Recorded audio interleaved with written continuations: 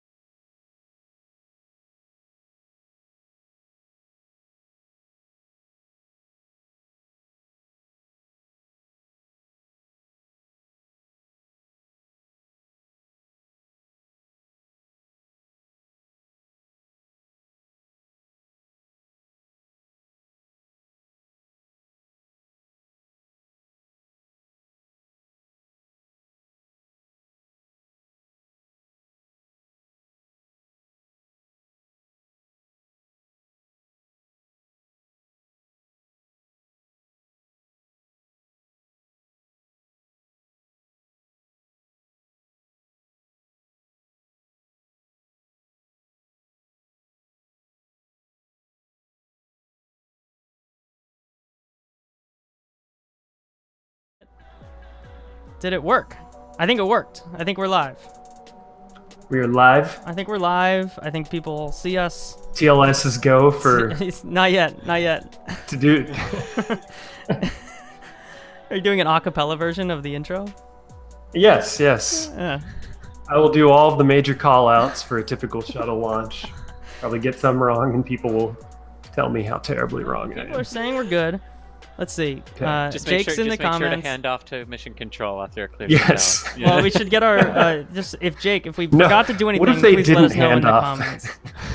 Yeah, what would ever happen if KSC Like, you know held what, on Houston, to the control? Houston, just no. I don't think so. There are some arbitrary things I love about the space program, and that's one of them. That is funny. I never considered that. We're going to hand off to Houston now because of a senator from Texas 20 years ago. That's That's way too real. That's like ridiculously too real. sorry. Yeah, sorry. I This was a comedic bit, Jason. got there. Yeah, no, that was just a real talk. All right. This is very mysterious background music right now. Oh. Jake licensed all the music, so we're not going to get sued, which is great. I think I remembered all of Jake's jobs. I think I am ready to go. If you two are ready to go, Sounds good. I will stop jam boxing my phone. I don't really know what that verb is. And then I will hit record. That's the button. That's the one. Yeah, it's an important one. And we will hit this button. TLS is go for main engine, start. 5 minutes late. Right on time. Go at throttle up. Negative return. Focusing. And we see a nominal MECO. Welcome to space. Is it focusing on me? We're here. It's a Jakeless episode. I'm trying to make the camera focus on a Medicine Hat Alberta bottle opener in honor of Jake, but it won't. Because this is it. What is a We've never medicine done one of these hat? before. What is that? Medicine Hat Alberta. Jake will be thrilled that I'm shouting out Medicine Hat. Is it working? Can you see it? Should I hit this button? By Medicine Hat, you mean the leaf? That is a town. Oh, That I is a see. town. Medicine Oh, Hat is a okay. town. Ah. Yes. That is where Jake Robbins hails from, to which he shall return for a few days. And that is why I have my friends here. I've got Chris G of Spaceflight. How you doing, Chris? Doing fine. How's it going? Pretty good. Good to have you back. Your second appearance, I believe. I think so. Yes. And Jason Davis of the Planetary Society, your third appearance. Welcome back. Hello. Hello. This is going to be a fun time. I can tell, because we already had a really good bit before we were recording. Which is excellent. So It can only go downhill. you have to from go to here. YouTube for that if you're listening still. You should watch us on YouTube. How you guys doing? We're spreading the country here. We've got the Northeast, we've got Florida, we've got Arizona. How's it been? Chris is back from vacation, so you're really in tune with things.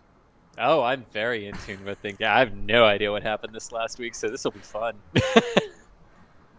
Did you go anywhere fun on vacation? Yeah, actually, I'd never been to the southwestern part of Florida down toward the Everglades, and that was really fun to see and just kind of get lost in some of the islands down there. Oh, So nice. It's really fun. It was nice to just like disconnect for a few days. Yeah, there's no service down there. No, there is not. No, you didn't even. If you wanted to be connected, you were in the wrong spot entirely. Yeah. And the weather prediction is awful. Oh yeah, it was 97 all the days that we were there. 100% humidity. Yeah, it could rain thunderstorms that whenever. just would not move. That If is you think brutal. about rain, it'll Yeah. rain. Yeah. Pretty much like today. Like that was pretty much the theme of the last couple days of the vacation. Is it would just rain starting over me and not stop, and that followed me home today, where my home city got 4 inches of rain in 2 hours. So it's been a wonderful weather week for me. Yes. Should we kick it off with the drinks? What are you drinking out there? Sure. So, in honor of episode 42, I was really hoping to be able to make and drink a pan-galactic gargle blaster. However, What? as luck would have it, Whoa. I was all out of the pan-galactic part. So, unfortunately, what we're left with today is a Tullamore Dew Irish whiskey for me. Just so you were out of the pan-galactic, but you had the gargle barker. What was it? I had the gargle blaster part. Gargle yeah, blaster. Just plumb out of the pan-galactic. Is this I don't get it. Like, is this a type of It's liquor? Yes. it's the drink. Or is in this a bit? I Hitchhiker's don't- He's Guide. doing a bit. He's doing a bit. I'm doing a bit. Oh, it's from Hitchhiker's Guide. Okay, Yeah, the I'm 42. sorry, He yeah. tipped it off with the 42 thing. Yeah, okay, the 40. Yeah. Yeah. Oof, pretty slow on the uptake. Embarrassing. What is it because of a drink? Are you drinking something really, really heavy? No, it's I've got here a moon juice, the Galactic IPA, straight out of Chandler, Arizona, outside of Phoenix, so my neck of the woods. But when I went to the store, they only had the 24 ouncer. Sorry, I'm just moving it so you can keep it on the screen. And I don't think I should consume this whole thing while I'm sitting in one sitting. I mean, Within an hour. Yeah, I guess Two if we get beers. an hour, it's that's Jake's doable. size. Somebody's got to do that. Jake always has big beers. So, Is the big boy beer. yep, this is it. You're doing Yeah. it. Oh, and I also broke out because I was like, this thing is huge. I don't want to tackle a giant can the whole time. So I classed it up with a glass, and check this glass out. This Whoa. is from Wendy's Hold on. in like the 80s. What? It's from And, Wendy's? The glass is from Wendy's. Yeah, like Wendy's? like when Really? McDonald's and Wendy's would like give you like for $1 a glass. So they had when I was a kid, they had these New York Times limited edition like famous headlines printed on glasses, and this one is the space shuttle landing, Columbia, Sweet. which If is you so ever made me random. guess where like, you got that, I would never guess Yeah, Wendy's ever. it's so awesome. random. It's a great but I glass. love having it. Yeah. Do you have any others? Were you collecting them, or was there really only one space-related item? I did no. There was another one. There was the moon landing one, like the classic men land on moon in giant font. Then there were some other random ones, like America celebrates 200 and what was it, 50? No, it would have been 200 years in like Bicentennial. 1976. Yeah, it was like centennial or bicentennial. Bicentennial. Yeah, It was probably a picture of Philadelphia, which is why I'm it correcting was. you. It was like with tall ships. Yeah, yeah. we had a it's whole your neck thing. of the I wasn't woods, yeah. alive, but we had a whole thing. We actually, the Yeah. Sixers ripped off a logo from the bicentennial celebration. If you look at the bicentennial logo, it was a Liberty Bell with the 1976, and the 76 they now use as their logo. Now that's a sports 76. reference, right? That's a sports reference. Unfortunately, sports, they yeah. were doing well, and now they are not. They are out. So it's a sad Yeah, it's sports playoffs, reference. right? Yeah, not for us anymore. So but not. Ooh, it's a bummer. got sent It's a home. bummer. Listen, you let Jake off the hook one episode, and we're talking about sports. This is how it goes Yeah. here, apparently. Oh, and the other thing that I can do is I can drink a Philadelphia area beer without him giving me shit about it. So I've got a Trogs Field Study IPA. Because if I did this, he would be like, "Oh, you got another Trogs thing." So that's Does pretty he tasty. normally give you shit for drinking Philly beer? Because Yeah. is it what's Oh, is Philly beer? I think it was just because Is it a dunk on Philly? I think more of my effort buying beer or my capacity to buy like cool beers. Because he's got this whole beer store. There's always a space beer. And I'm like, we I have was gonna craft say, beer, like, but it's never space related out here. He kind of lucked out there in Surrey, right? Like, Just a little, yeah. So, but he's in, it's fine. It's good beer, though. It's good beer. So, Field Study. I thought it was relevant because I thought Field Study, we would talk about some like field science. And then we're talking about Venus. We've got like 800 new spacecraft going to Venus. Oh yeah. How do you feel about this, Jason? Because you've been writing I'm excited. all this like everybody hates Venus. You've been writing these headlines I've seen for years. There's a whole campaign against Venus, and then here we go. All of a sudden, we're picking all these Venus missions. I'm blaming it on you.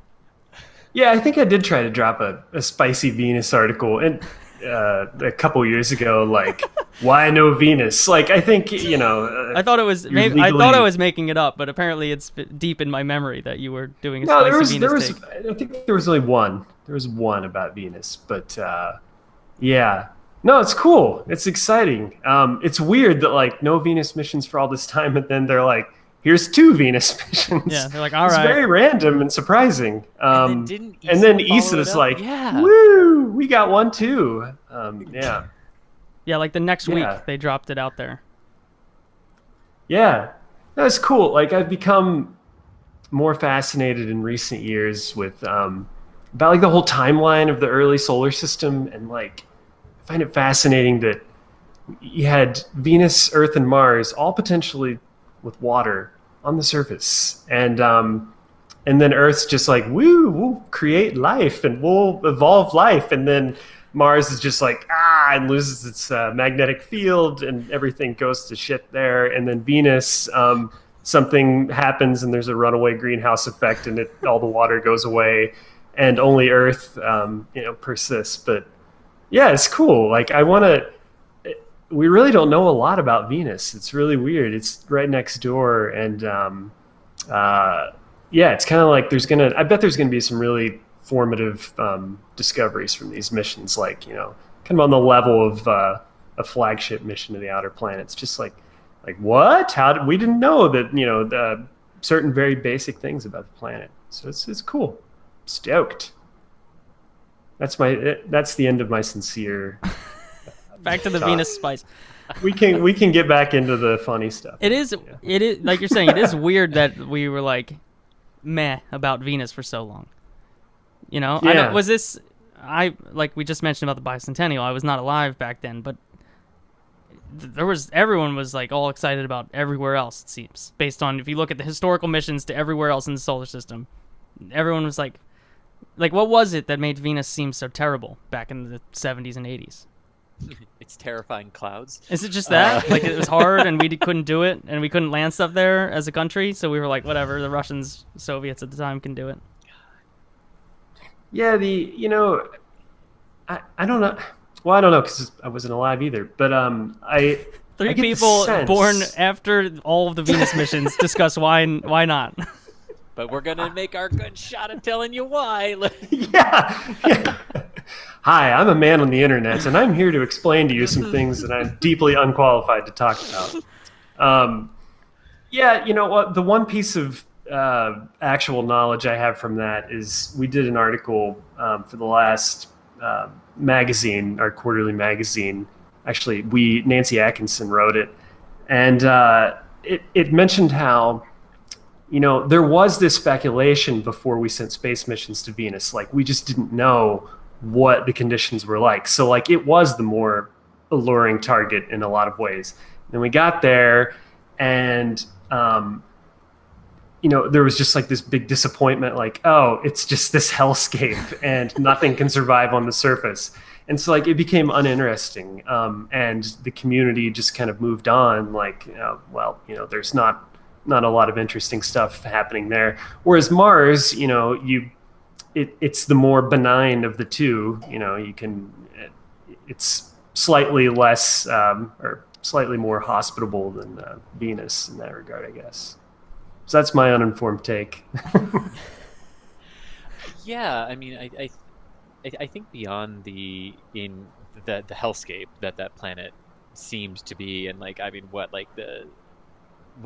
the record? It's like less than 30 minutes that something has survived on the surface of it. I Like think it that's just even high, bakes, yeah. and like the sulfuric acid just dissolves it. Yeah, I mean, I'm curious, Jason, because do you think it could have something to do with the fact that when those first images of the surface came back and it was like very definitive, like, yeah, no, like life as we know it does not exist here, that was part of it, that it was just like that drive to seek out the other places that might, and because a curious thing that I keep coming back to with all 3 Venus missions getting chosen across these agencies right now is just like, yeah, and I kind of remember a couple months ago this whole phosphine in Venus's atmosphere. And of course, Rocket Lab's very interested in it. Do you think that was part of it, or do you think people really, like the agencies, really just had gotten to a point where it was just like, it's ridiculous at this point, like, to pick another Mars, another Jupiter mission, as much as I wanted the Triton mission. Triton Venus, mission would have been pretty cool. Yeah, I'll give up Triton for double Venus. Yeah, that's true. I haven't seen any reporting on this, and we didn't really dig into it either. Or I didn't hear anything about like how much of it was these 2 missions are. How much of it was we got to go back to Venus no matter what, versus like. They kind of score these missions when they're considering them. They look at all these different aspects of technical feasibility and the return on investment in science and everything. And, it's impossible to say, I guess, without knowing, like, I don't know, how did the other ones get bad grades, like in terms of where they, like, technologically speaking, this is likely to run over budget, or the science return on the Venus missions is way higher than, some of these other ones. I don't know. It is a good question. But I mean, I think when the whole phosphine thing happened, Bridenstine was tweeting like straight up, like, we got to go back to Venus, like, which is kind of, that's a bold take for the NASA administrator, because these are like, competitively selected missions. So to like say like Venus like was a pretty big like endorsement, It was, and like I admit when the 5 of them first came out and we saw the list, and I admit that I was pulling for one of the Venus missions. I didn't really have a preference for which, but I was really pulling for that one and the Triton mission, and kind of really hoping, sorry Mars, that it would finally be like, yes, there are other planets. Not that Mars is bad, but I don't know, like it kind of seems to me too like maybe this was the opportunity perhaps for NASA to make a very bold statement of, yes, like we have other companies, we have other entities out there thinking about the Mars puzzle, thinking about the moon puzzles. It's time to focus on like what would be the what's the hard challenge after that one. Yeah. The timeline's pretty weird though on them. Is that like none of them, including the ESA mission, get there until early 2030s, And I think somehow they launch in 28 and 29. Yeah, which like it doesn't sound like, maybe I'm just forgetting where we are at in the years, but it sounds forever away. It sounds like an Outer Planets mission away. It does. Not the one next door. Yeah. And it makes it so that I think Rocket Lab would do theirs before these got there. I'm wondering also if what may have played into it, they're doing the decadal survey right now to define like what the next 10 years of priorities are. And the last decadal priorities were Mars sample return, Europa Clipper, and then ice giants. So, we've got Clipper as well in hand. That's happening. Mars sample return is pretty much happening. They just need to actually commit to the final missions with ESA and get it all planned out. But it seems like it's on its way. And so then the next choice, according to science community priorities, is ice giants. So I'm wondering if rather than pick a Triton flyby, they're like, look, we're going to get a flagship mission to an ice giant next, and that's just going to like blow ice giant science out of the water. Again, I don't know. I don't know how much they consider that when making these decisions, but it seems like that might have had something to do with it. I was kind of wondering about that too, because I know Da Vinci was up for one of the Venus missions was up for consideration in the last round, got passed over, and then came back in this one. And I was kind of wondering if maybe They added the plus. They made it exactly, one the better. plus. Yes. So They rebranded. Yeah. yeah. And I was kind of wondering in that regard, because we see this a lot on some missions, some pretty famous missions, you know, that get looked over the first time round and come back sort of more amped up and more capable in what they're proposing. So I'm wondering if we're going to see a Triton Plus. Triton Plus, yeah. Trident Trident Plus. and not just fly it by, but find a way to get it into orbit around. Well, I think that's the other part about like punting the Ice Giants missions is that like we're only going to get bigger, better launch vehicles in the near future.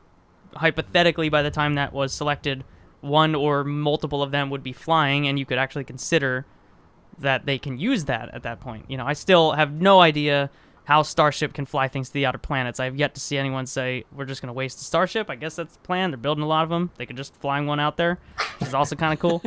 But there's, like, that aspect matters as well. Right now, you'd be basing it on Falcon Heavy and Vulcan and things like that. But theoretically, in a few years, you can replan that. What was the Triton? The Trident, I don't know what the timing was on that. Like, what, you know, did it require multiple flybys, like, because of current launch vehicle technology, you know, or were they like, you know, could something like Starship just blast it there direct in 5-10 years? You know, I don't know. Well, I'm trying to Wikipedia as fast as I can. Here we go. Here's the whole roll call. Flyby of Earth in 2026. Flyby of Venus 2027. Flyby of Earth 2028. Flyby of Earth 2031. Flyby of Jupiter 2032. And then it would get there in 2038. Yeah, we need a bigger. Yeah, we need a bigger launch vehicle. We need a bigger boat. We're gonna need a bigger rocket. Jake is probably losing his mind right now because all he wanted was this mission to be selected, and we're just going into it on the show where he's not here. This is great. He says in the comments for YouTube, Trident launch in 2029, arrive in 2078, probably. So yeah, accurate. I don't know why I was weird. Were any of you weirded out by the Venus timeline? Was I the only one that was like, wow, 2030s? Like, I don't know. Maybe it was. I'm just being weird about it. I think the only thing that got me on them, but it's sort of, it sort of very quickly settled into more of a this is how complex they're making them. Yeah. Was I was more envisioning them on like the Dragonfly timeline, on the Trident timeline, on something that we were going to be looking for in like the 2025 launch period. Right. So to see 2028 and 2029 was a little like, oh, why? But I mean, it does speak to the complexity of what we're doing. I mean, because one of them is supposed to basically balloon itself down to the surface. Yeah, it's pretty wild. I mean, it's wild when you consider like that Venus is pretty similar to Earth in terms of like gravity and you know, and ultimate size. So we're not talking about something that's small like Mars or Moon like Titan. We're talking about trying to land something on basically Earth. So that's some intriguing technology development that's got to be packed into a really small package to fit into some of these existing launchers. Yeah, and you figured the last thing that touched the surface of Venus was generations of engineers ago. You know, there's not many people around that did that. Certainly not here that were working on the mission. So. Yeah, because like the U.S.'s last experience was the Magellan orbiter. Right. So. It's crazy. Yeah. The Rocket Lab thing is curious, though, because they just won a contract to fly 2 of their Photons to Mars, 2024-ish. So they're going interplanetary within a couple of years here. And boy, does that pay down a lot of development costs that you need to go to Venus as well. You know? It really does. So it seems like they're going to be a launch window or 2 ahead, if not more, than these other missions, which would be pretty cool. Do we know the details of what they're sending to Mars in that 2024 window, or just is the idea it's something CubeSat or SmallSat or something? Mission, which is like kind of a great Of all the terrible acronyms, Escapade is pretty good. Okay. So it's like a dual mission. Here, let's go more into Jake's territory on Off-Nominal without Jake. Let's talk about Mars orbiters. Let's get it really wrong too. So Yeah, his I head think will it's a explode. selfie of Jake on one, and then me waving to him on the other, and we're gonna just fly around for a while. Yes. I mean, yeah, I mean, like, escapade, that's all right. That works, right? It's good. Yeah, those are some escapades right there. Yeah. Yeah. Yeah. What does escapade stand for? I don't know. If doesn't escape. matter. Yeah. Thing that does other stuff. Yeah. But I mean, that's cool. That what's a rocket lab flight going for these days? Do we know? Oh what well, they're the gonna fly it on price something else. is? They've said. Yeah. Oh, they are gonna fly. The electron's not powerful enough to get it there. Yeah. No, I think they could do one, but not. It's a dual thing. So, it is the Escape and Plasma Acceleration and Dynamics Explorers. That sounds cool. Clearly. Yeah. How did I forget that? Yeah. Yeah, but they're gonna. I mean, that's the other thing is that they never said that they were gonna fly those on other people's rockets, and now they're like, we'll figure it out. We'll get there. Because they were supposed to ride share with Psyche, and then they got kicked off that. Oh yeah. And then now they're like, I don't know, we need a lift. Like, who's flying to Mars in 2024? Maybe they know something. It is a weird, Be interesting to have them on a starship. It's a weird progression when a launch vehicle company, a startup, and Firefly's doing the same thing with one of their moon landers. They're like, oh, we're gonna build a moon lander. Will it fly on your rocket? No. Even though that was our first, thing. I assume smarter people than me have worked the numbers and figured this makes sense instead of developing your launch vehicle technology first. But yeah, it is interesting. Ares 1X. Oh, excuse me. What? Like... The one that got away. I love Ares 1X. Such an awkward little mission. Oh, such a darling. Were you there for that one by any chance? No. I was totally Okay. there. The one. You were there? I was there. I was a young college student standing in Titusville. Like, look at this crazy thing nice. that is definitely canceled. So. You're like, this is the future. Yeah, there it goes. That's our canceled future. That should be like a podcast. God, the thing I remember about that mission, just the sheer comedy of it, was they had all these sensors up at the top of the fake launch abort tower, and they had a little rain cover over it, and they had to remove the rain cover. So they thought something simple, like just put a piece of string on it and pull it off before you evacuate the tower. What they didn't expect was that the cover would get stuck onto the top of the rocket, and the hilarity that ensued of watching pull nothing. And then you would hear them, they were clearly talking, and then pull nothing. Pull nothing. That was the moment. They were like, well, Constellation's canceled. We know it now.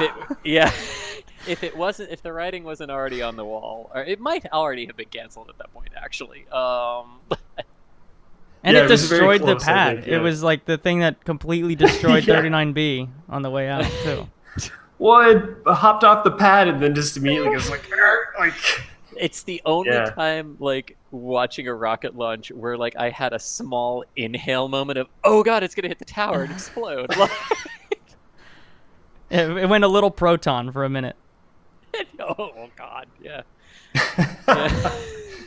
And then That's a deep cut. That is a deep, but yeah, I appreciate that. Yeah, the cartwheel. And then another thing about Ares 1X that I love is the moment of separation when they popped off that second stage, and they're just tumbling. And then that's over, and then the public address person's like, all right, that's a successful launch, and it looks like the stages are about to hit each other, and it's just so awkward and It turned into an NRO webcast real quick. Well, that was all we could show you. Perfect. Our customer requested that we end this early. It did, and I mean, just between that and then the fact that the first picture of it in the water was just it had the 45-degree dent in the side of it, and it was like, okay. Yeah, jankiest Yeah, mission did all one of time. the parachutes not open? Was that what I happened? believe that's I think accurate. it was one Yeah. of the parachutes didn't open, and yeah, the dummy section just kind of crumbled when it hit. Yeah. So sad. Oh yeah, I will forever. That was one of the most interesting answers I think we got at a presser, where somebody asked the question like, was it supposed to do that? Would like just kind of go boop and like reconnect there, and their answer was literally, we knew it would do something. The hallmarks of an excellently proceeding program. Definitely had a great future in front of it. I don't know. I mean, they were kind of ahead of their time. You know, it's like when Elon Musk tweets, like when they did the launch abort thing, and they were like, "Will the first stage explode from the sheer?" And he's like, "Fun guaranteed" or "Excitement guaranteed." And yeah, but to see NASA doing it is a little bit jarring. Like, I don't know. Especially when it wasn't like a new item that was launching into the sky, right? It was like, well, no, it's basically literally a shuttle solid rocket. We've been doing this for a while. Not alone, granted, but you know, it's been doing a thing. We know it worked, so it's fine. But I think that from the ground, the kind of sad part is that you could see all of that even in person, because it's, you know, you could, on a good day, you can see the solid rocket booster separation on a shuttle launch, and it was a pretty nice day from where I was watching anyway, and you could see, you know, pretty much the whole thing. And I was like, oh, that's the whole mission right there. It was, and without the excitement of the aborts, because those were all epic. Right. You know, the New Shepard one was pretty great, where it just it was like, I'm going right through this thing. Well, I was gonna say the SpaceX in-flight abort was epic if you were anywhere but the press site. You have one cloud over it. That's right. Where for 82 seconds it was visible and you never lost sight of it, and 1 second before the abort triggers, cloud. Every eclipse chaser's worst nightmare. The one cloud, you know. Yeah. You can hear on a lot of the video, you can hear the no like just erupt across the press site. Yeah. Everyone runs to look at the multi-digital display device. That's also a clock. What a name. Is that what they call the fancy scoreboard now, or the new the Jumbotron? Yeah. I don't Jumbotron? I don't know if that's what they actually call it, but one of my good former buddies down here, he called it that, and oh man, I have never been able to not call it that again. Chris, are you excited for, speaking of solid rocket boosters, are you excited for Space Launch System first launch? I mean, you know, I know whenever the phrase Space Launch System is uttered, like immediately people have to have takes on it. But like everything else aside, everything else aside, like, are you excited just for the sheer monstrosity of that thing launching for the first? Because I am. I would love to go see it. We're all going. Who are you kidding? We're all gonna be there. Like, come on, I want to see that thing fly. I can't wait. Like it's been interesting because like Orion was built here, so like there wasn't a spacecraft arrival thing, right, for this one. So it's been cool following like the arrival of the ICPS, which was 6 years ago at this point, I think. And then the solid was rockets. Not bitter about that at all. But no. He was totally happy that it was 6 years ago. 6 years ago. Something like that. It's been here a while. I remember I came back from California for like a week-long visit, and I thought I was going to get to see it, and it was already like in its storage container. So it was just come see the storage container. And I was like, that's very disappointing. No, like, it's been fun watching all the constituent components arrive. And it really became real watching the core stage come off the barge. I'm really looking forward to it. I can't wait to see this thing roll out for its wet dress. I think that's going to be a big thing, and I hope NASA does a really good job of covering it, or lets us in there to cover that too, because that's a really good moment. But yeah, I can't wait to feel 8 million pounds of thrust leaving the planet, and it's a total this is one of those things that doesn't matter, but I'm also really stoked that they redesigned the flame trench to send everything to the north, so that there's no obstructed view at the press site when they light the main engines. No, I'm looking forward to it. Cool. Yeah. There's a whole like generation a little robot that like DOS can drive with a remote control from a studio, because I don't think I'm taking my eyes off of that thing when it lifts off. there's a whole generation of space fans that never got to see Shuttle that I'm really excited for them to experience what that was like, plus an engine. This is Space Shuttle Plus in the rebranding department. Oh gosh, yeah.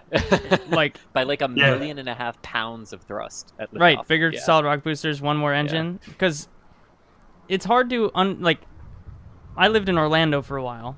When there was a very late shuttle launch, sometimes I wouldn't drive all the way out to the Cape. And if it was like 4 a.m., the ground would shake 40 miles away. Oh yeah. You know? Mm-hmm. And that's like, that doesn't make sense to people. Like, the ground is shaking. It's 40 miles away. A solid commute away. And this thing's shaking the ground that I'm standing on. So and SLS is bigger. That is going to be pretty epic for people to experience. Yeah. And what's mind-blowing to me, though, is like, so SLS is more than Shuttle, and SLS comes in right around 8 million pounds at liftoff. And Starship's double that. Oh, God. Yeah. Yeah. There is a difference, There's good though. times ahead. There's got to be some good times of launches ahead. Yeah. Solids are weird, though. Solids are different. Oh, they are, because, I can almost guarantee you this. Starship is more powerful at liftoff. SLS will be louder. 100%. By several magnitudes. Yeah, it just sounds like it's ripping the sky apart in a totally different way. There's a particular sound about it that I am obsessed with. Yeah. You know, sometimes I go pull up on YouTube like the real audio from space shuttle launches where people recorded it with these epic rigs, and I turn it all the way up, and it's like a very addictive sound. It is. It's like a combination of like the crackling and the popping, but it almost sounds like the air is just being ripped. Yeah, it's ripping apart. through the sky. Yeah, is the only way to describe it. Yeah, I never saw one, so I'm definitely looking be forward there. to it. Yeah, I gotta show. We've been working. This moment is big, man. We've been building up to this for a while because we're gonna do a whole Epcot drink around the world Off-Nominal meetup for this thing too. 1 week in the winter months to take a vacation. Yeah, let us know. That is when SLS will launch. Just keep us abreast of when you're going away. Yeah. You leave the area, that's when it will fly. Yeah. He's taking off from MCO and he's looking out his window and it's like, there it goes. Exactly. Oh, no. I wouldn't even be able to see it from MCO. Trust me, I would be on the opposite side of the country because that's what happened with Demo 1. Not that I'm bitter.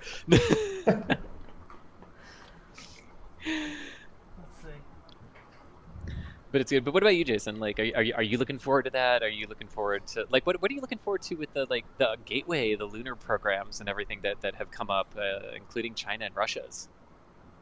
Yeah, Ooh. I'm definitely looking forward to SLS. To keep it on that for a second. I mean, I grew. I think it's because I have an irrational love of shuttle. Like. The generation slightly older than me, they got Apollo and they got to see, they get to be nostalgic about the Saturn V and all that stuff. But I didn't get to, we didn't get to do any of that. But like growing up, like shuttle was the thing. That was like the only game in town. And so like I just developed such a deep appreciation and love for that shuttle, even though, it's a, flawed program, flawed vehicle in so many ways. But boy, I just loved it, and I still. Just watching old, videos of it, just love to watch it. It's such a unique, ungainly vehicle. So when SLS was first announced, I was like, this will be my, generation's version of that. Now that was before, when did SLS actually get announced? 2011 maybe, and before that, the whole Ares thing. So, Ares, to think that only orange, yeah. So like back then, it wasn't at all clear that like SpaceX, at least some visionary people thought that, but to me that wasn't. It wasn't like a certainty. Like, well, there's also going to be this awesome thing to watch happen, And so, yeah, I'm still stuck on it slightly for the nostalgia purposes, even if I know that it's programmatically it's a more epic Ares 1X. You mean? Yeah. And Except it'll fly more than once. Yeah. Hopefully, I mean, geez, gosh, you wouldn't say their money worth. You wouldn't say at least 2 is guaranteed. I would go. With I think so. Yeah. I mean, they're already building hardware at Michoud. Like, NASA's not just gonna scrap flight hardware for this thing and not fly it. I think the boosters are actually done for Flight 2 as well. Oh, they've been done. Just yeah, sitting in Utah. Like they're probably on to Flight 4 at this point. yeah, they've got a whole. Yeah, it's like an obstacle course of segments out there. Yeah. Yeah, no, to answer your question though about like Artemis and stuff, yeah, it's super exciting. I mean, again, like it stinks, like we missed out on like people walking on the freaking moon, like so I'm excited to see that happen. Like it doesn't matter to me what who actually does it and what the arrangement is. Just to see it happen is that's so exciting to look forward to. And there's a lot of cool science that could come out of Artemis as well. Like Apollo, for all of the, the association with like this was, America's big moment where we did this huge accomplishment. We walked on the moon. Like there was such great science that came out of Apollo, just bringing all those freaking moon rocks back. And, there's a lot of cool things you can learn from sample return, especially the moon. So, I am looking forward to that as well.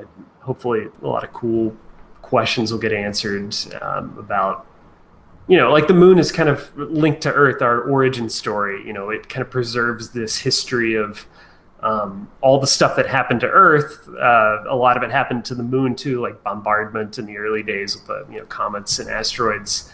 And but like the moon's just been preserved much better than Earth. So. Yeah, it's super cool. Excited. I'm bullish. On the moon. Bold take by Jason. Bullish on the moon.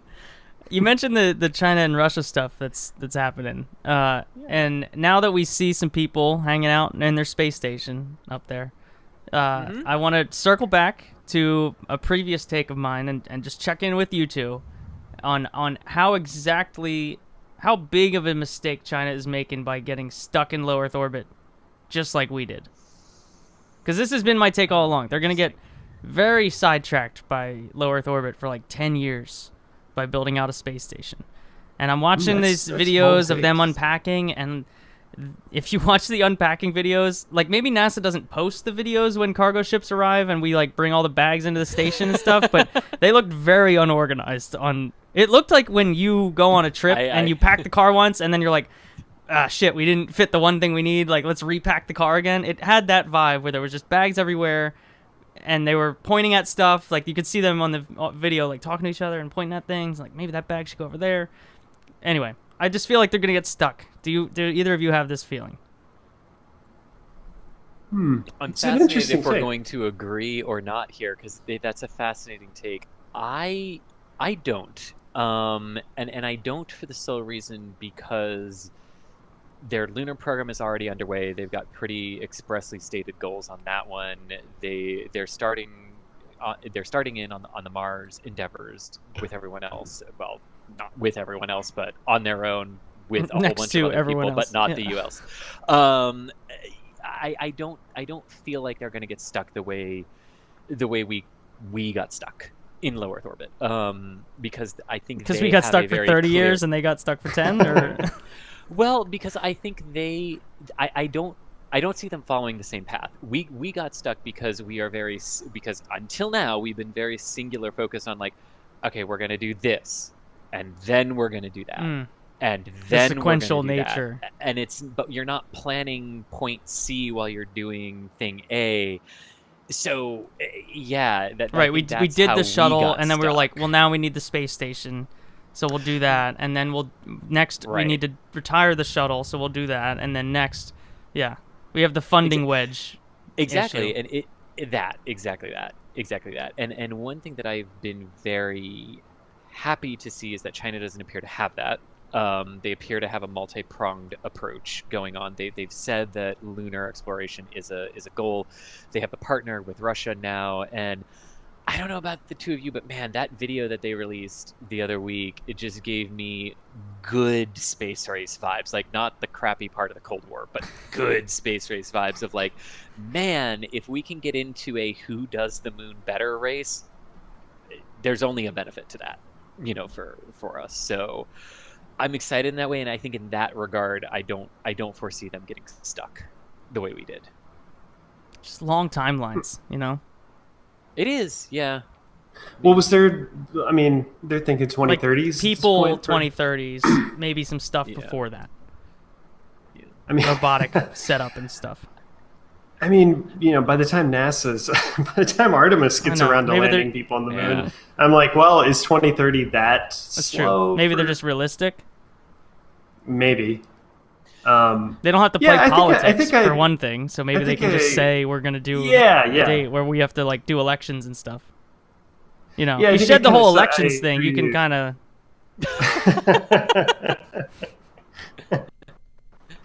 Yeah, I think I lean towards Chris's opinion there a little more because and actually that is a really good point. The elections thing, like you think of the U.S., you have this representative democracy where NASA has all these constituent influences that go into like it's never about what is the most efficient solution to get to this one singular goal that we have. It's a democracy. So there's all this input and there's all these people, you know, like in Alabama, for instance, who are like To the name space one. launch system must Yeah. go on. Yeah, to name one. So you know, China, their system of government being they're like, we'll not do Long March representational 9. like nah, that. we'll do a different Long March 9. We'll do maybe this Yeah. other crazy thing. That, yeah. It's was probably such a to their diplomatic advantage way when to it comes say to it, this. Yeah. Yeah. Yes. Try to be. Yes. Coming from a space nonprofit. Yes, I try to maintain the diplomacy. Like. Yeah, right. Yeah. It's not But lobbying. yeah, I mean, it's not lobbying. it's hard to tell whether. I mean, it sounds like their space station almost has a finite period to it as well. Like, whereas when we built the ISS, I don't know that anyone was saying like, this is a thing we're doing for X years and it's done. Whereas I think China's more like, we're going to do a couple modules. That's going to be our thing for, 10 years perhaps. And then we're probably done. I don't know. I could be, That's I a could solid be wrong. point. Yeah. Yeah, I think what I've been fascinating with, what I was fascinated about is like you had this like, okay, so the first module of China's station launches, and then Russia sort of drops that bomb that, well, we're out of the ISS by 2025. We'll see. Stay tuned. And we're going to do this Ross space station, but then there were those reports that like at the last minute they tried to get China to launch the new station into a 51.6 degree inclination orbit so they could reach it out of Baikonur. And then when China said no, now we have this conversation going on about maybe we'll have crewed Soyuz launches out of French Guiana and everything. I think what the Chinese space station becomes is like this is like China and Russia's little leaping pad to figure out what they need to do together in a practical working sense to get this lunar architecture that you're seeing from them. If I were a betting man, we'll never see the Ross space station. I was going to say that the thing that China and Russia should do is what I would recommend to any couple, which is just sit down and talk about finances for a couple of minutes. Because I think that's the real thing they need to do. China's like, look, we got all this money. Yeah. Russia, what do you Russia's have? like, Russia's yeah, we're trying to. we have a find- delayed ISS module that we're still trying to figure out. We got a spare. I don't know if you want it, but it's been sitting around for a while. Maybe the Oh, yeah. 70s. Like it's pretty old, but it's the same thing really that we're doing now. So I don't know. This one's not making it to the ISS. Would you like it?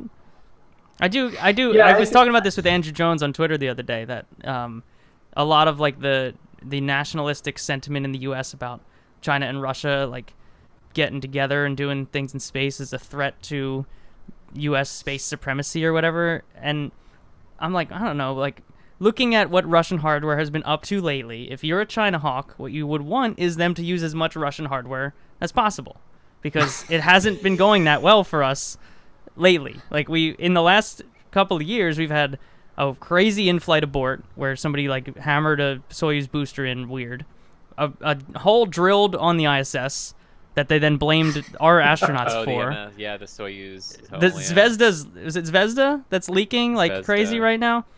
Like, if you're like rooting for China to not do great, more Russian hardware, not less, would be my suggestion.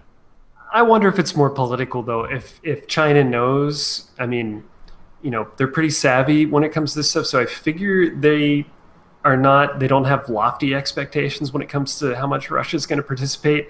And so it might be more of like a political thing. Like, look, we will welcome in Russia, the Russia that you have so spurned, not in the space program, but in other political ways. Yeah, one of the great space even if stations China, of all time. Like, even if it's more like the end product ends up being like China 80%, Russia 20% or something. Yeah.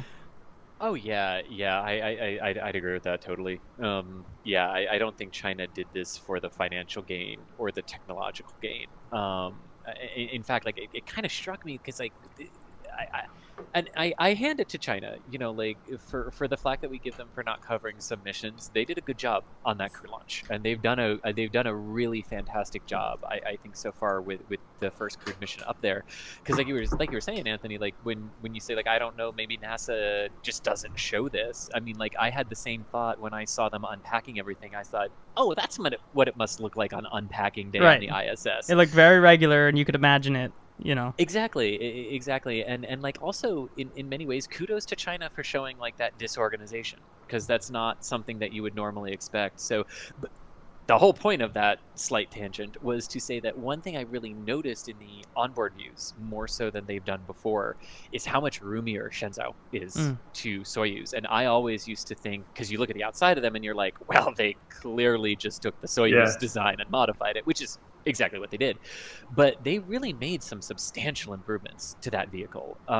So yeah, I think this is more, like you said, Jason, the show of, especially the line they had in that video. It was something along the lines of, we welcome anyone who's willing. And it was like, oh, that was like, I have to give them that. That was a really good twist on the knife. Yeah.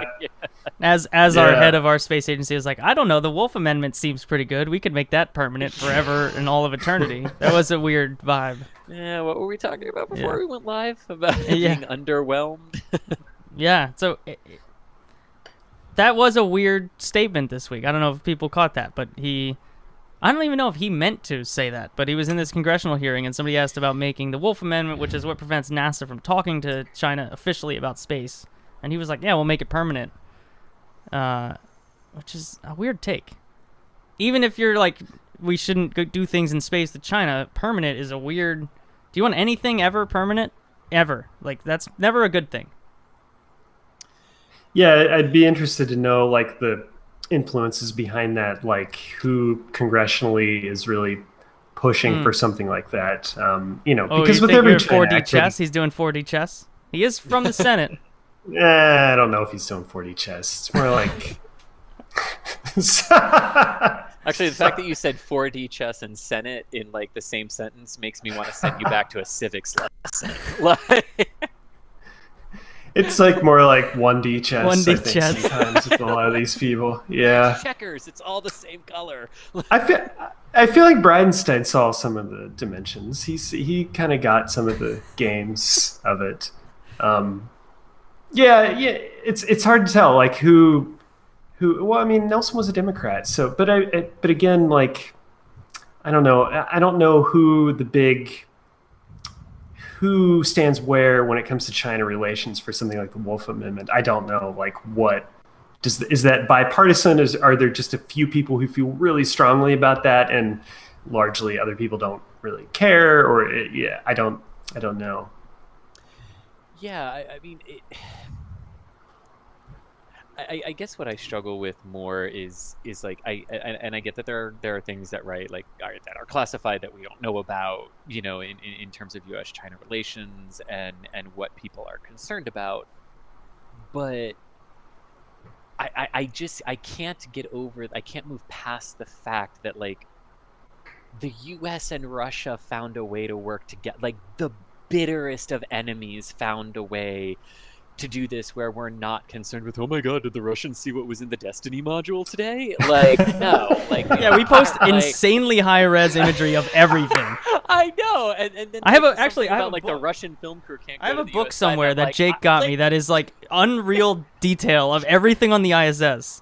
Yes, Yeah. yes, and That's cool. That's why it just cracks me up when they're like, "Ooh, the Russian film crew can't go to the U.S. side." Anyway, Like this is this great technological advantage. Like, did you see the way they screwed this panel into the wall? Like, yeah, take that, America. Like, we've got you now. Yeah. yeah.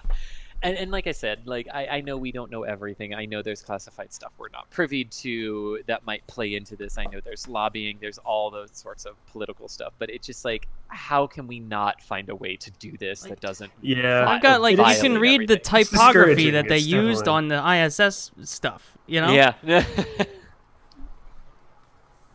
Yeah. Not that secret. I mean, when I first saw, it's funny, when I first saw pictures of China's module, and I think this was right after it, the core one launched, and they had onboard cameras and showed them like, oh, it looks a lot like the ISS, but on the other hand, it's much cleaner and tidier. But I realized that's also what the ISS modules looked like when they first launched them. Like you see like the ground photos of them. They're like very slick, and nice tucked away. And you see it now, and it's just like bungee cords strapped for 20 in. years. That's what the backside of your desk looks like after you've worked for like 2 months at a new desk. Yeah. It's like I kept adding wires and stuff, and Yeah, it's so to funny. see I would love to China, talk like, to one of the dealing ISS with that, astronauts yeah. of like, is there like a particular area where you're like, I cannot believe this old cable run is still here and it was installed in like 99 or something, and it's like Cat 1, and you're just annoyed that it's there every day. Because there's probably some people that have like severe like need for things to be so tidy on the ISS, and they just can never get it there, and it probably annoys them. And I need to find that person. I that, or like, I wonder if anyone had like that, Jake, like what you just said. Like, I wonder if anyone has ever felt the compulsive need to like clean, To reorganize, ISS like on they a had the Saturday Saturday off, but they were morning. like, "I'm reorganizing every." What are you doing today? I'm reorganizing the Destiny module. Yeah. Oh gosh. Or Yeah. like to talk to them and go like, what's the thing on the ISS that everyone really wants to update, but everyone is like, no, it works, don't touch it.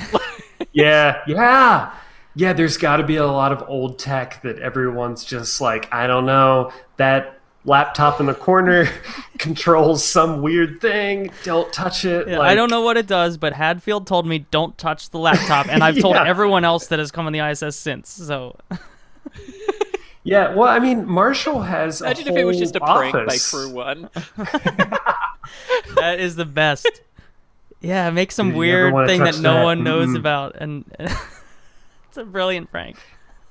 Yeah, Marshall has a whole office that's dedicated just to tracking stuff on the ISS, like in a whole inventory. Like, there's people there who are like, "Oh yeah, you need the Phillips head screwdriver or whatever. It's here, according to our records, which have not been updated Yeah. in like years probably." But yeah, Well, that was the Crew 2 launch when I think it was Crew 2 that when they were trying to find the like sweaters or something, and nobody could find where they put it on the capsule. And there was like an hour-long segment of the live stream of them like check cabinet 2D or whatever, and like that wasn't there. And then they like went back to Hawthorne and they were trying to figure out who put the sweaters where, and it was this whole segment of this live stream. It was amazing. Someone actually just posted it up in the live chat section for the Off-Nominal Discord, because I was going to say the prank that I love the most on the ISS was when someone smuggled the gorilla suit up. yeah, Yeah. that was real random and weird, and it just had whips of like Scott Kelly being like, you know what? I'm retiring when I get home. I don't care. I'm doing a bit. I'm doing a gorilla bit. Like, That's to do people at that NASA early being like- in the year-long mission, so they don't think it's space madness, right? yeah, Month 11.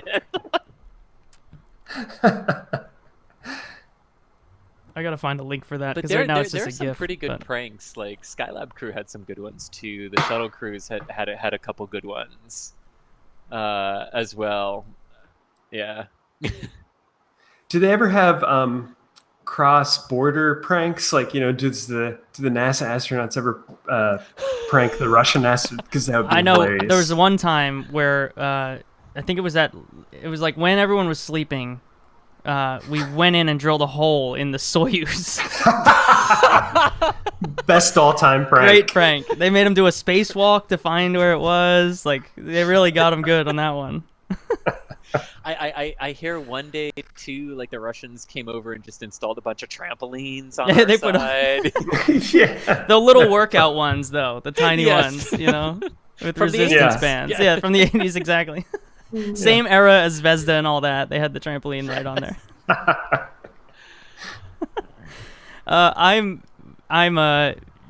Jake's not here to keep me on time, so I missed our entire segment where we do picks. Does anyone have picks? Did you bring any picks? Things that you would like people to experience?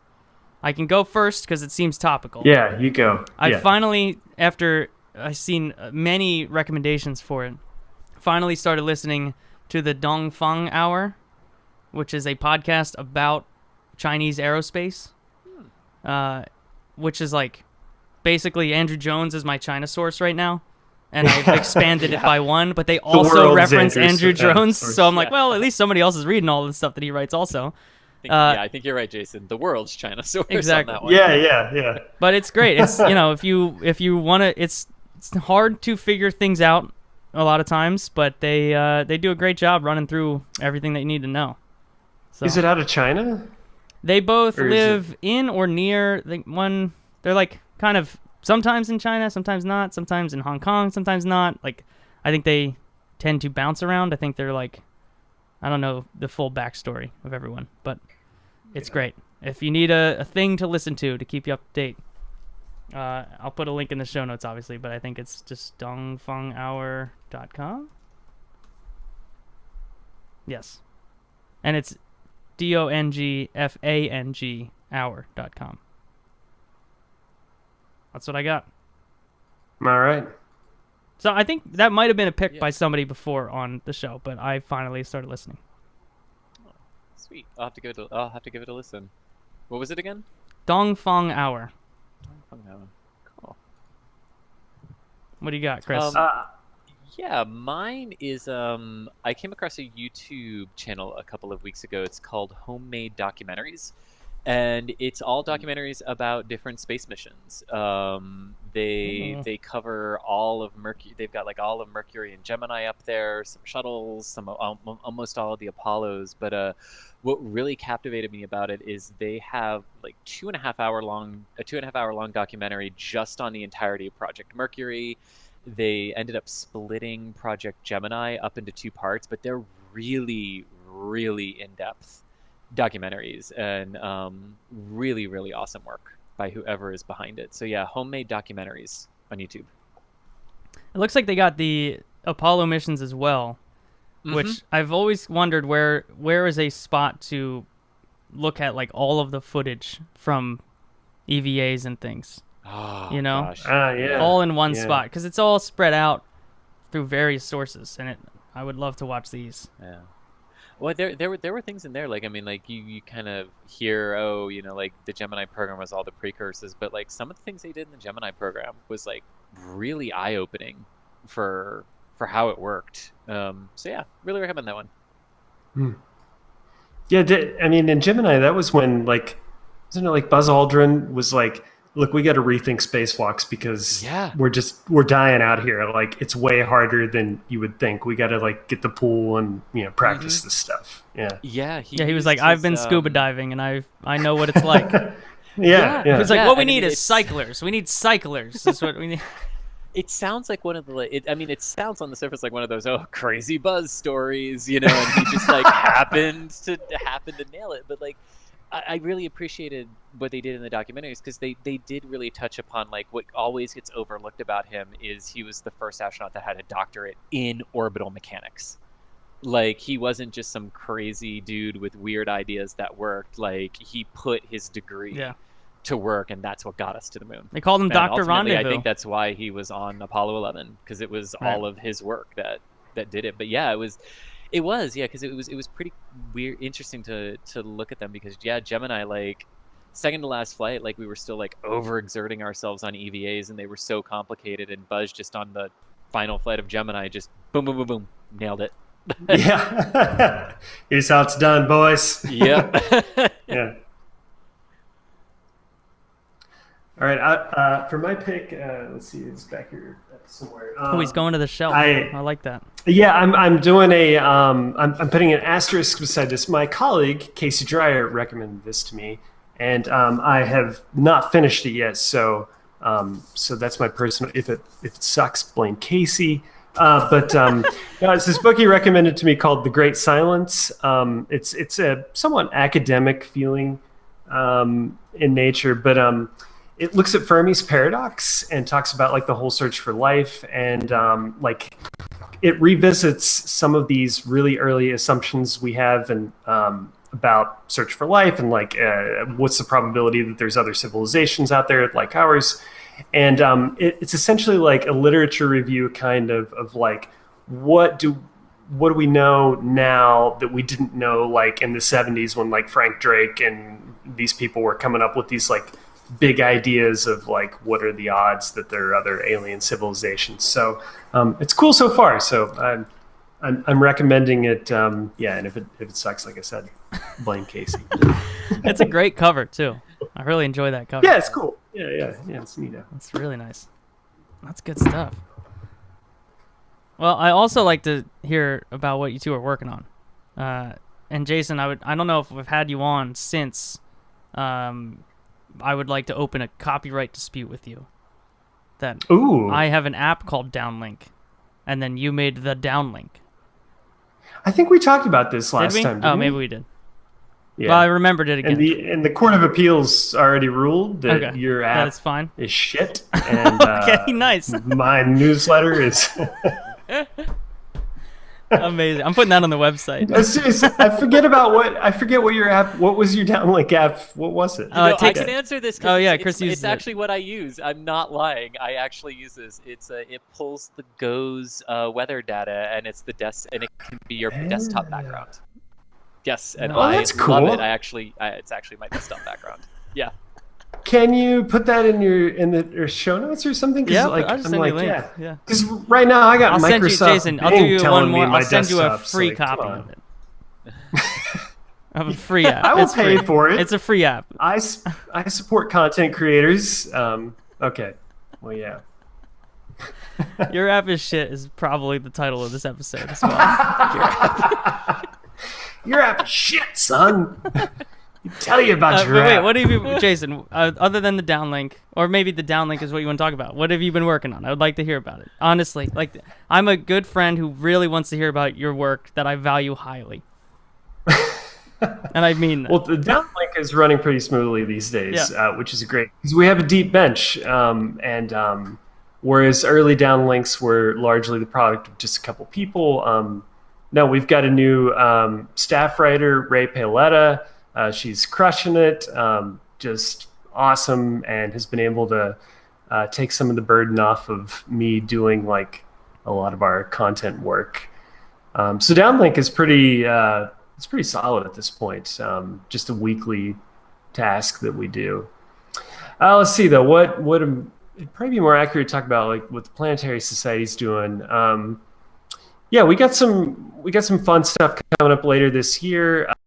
It's stuff that I'm not as directly involved in, but like we started a new grant program a while back for new sci-tech ideas. It's called STEP Grants, and it was kind of like the follow-up to Light Sail, like our next crowdfunded efforts. So we essentially went out and asked the community, like, what do you got? What do you got that's a great idea that needs a little cash that's in line with our interests? And so I know the proposal window closed for that, and they're reviewing them right now. So hopefully some cool stuff to come out of that.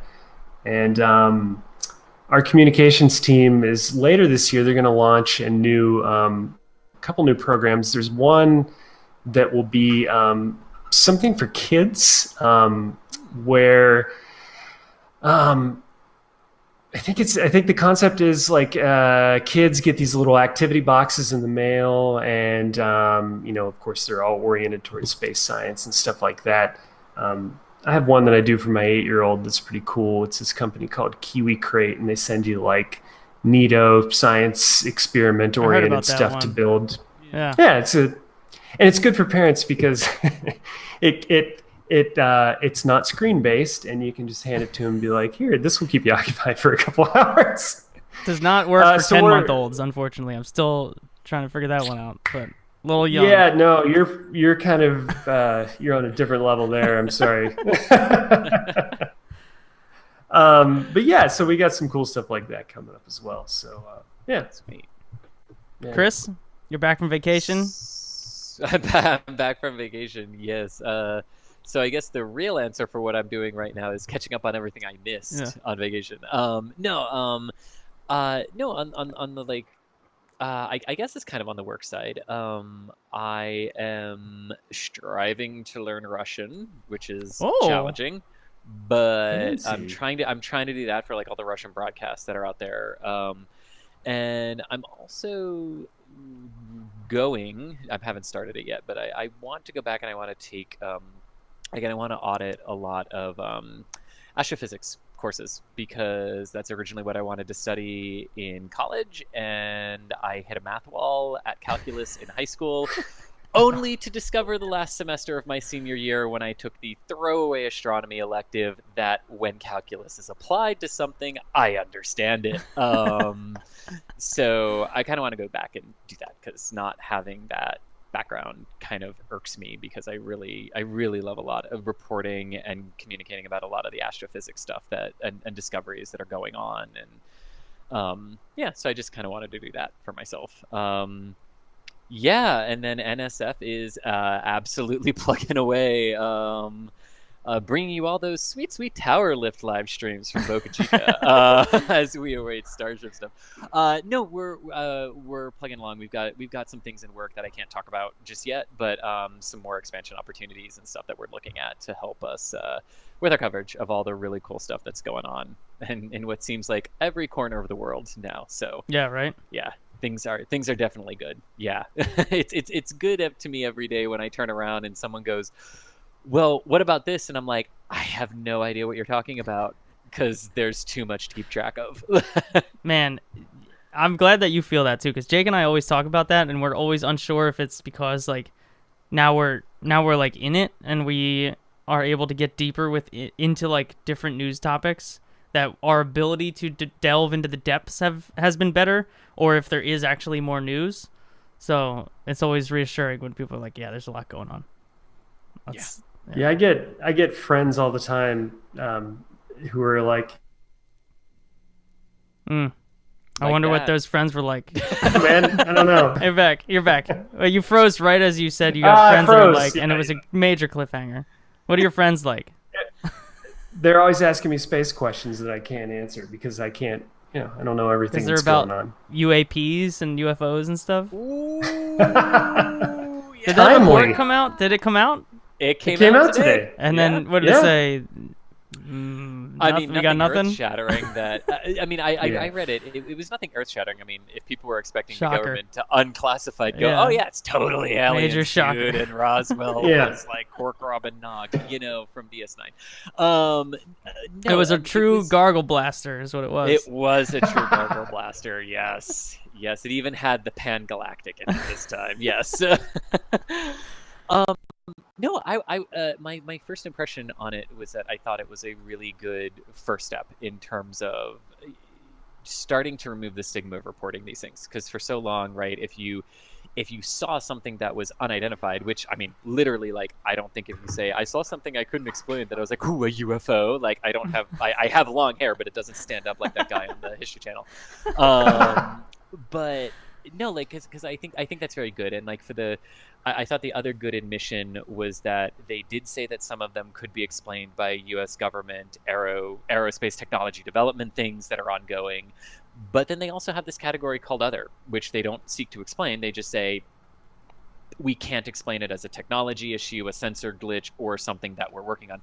I think that's a very important step for people to feel like they won't be treated as insane if they come forward because they see something weird in the sky. Even if it turns out to be nothing, we need to start documenting these things, because I think part of what they were saying in it is that we don't know enough to be able to correctly assess the threat to like domestic air travel and things like that. So I overall thought it was a good first step. Also, if you're the U.S. military and you get a bunch of reports about like a crazy flying thing, and then you check your records and you're like, well, it wasn't us. Someone's doing something. Like, that's a thing you'd want to know. You know, that would be very useful intel. Is like a thing flew over this part of Texas. I'd love to know about that because that's pretty close to a nuclear power plant or whatever. You know, like that seems like good intel.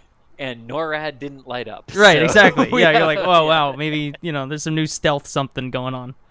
Yeah. Well, anyway, that was the UFO corner of Nominal. New segment.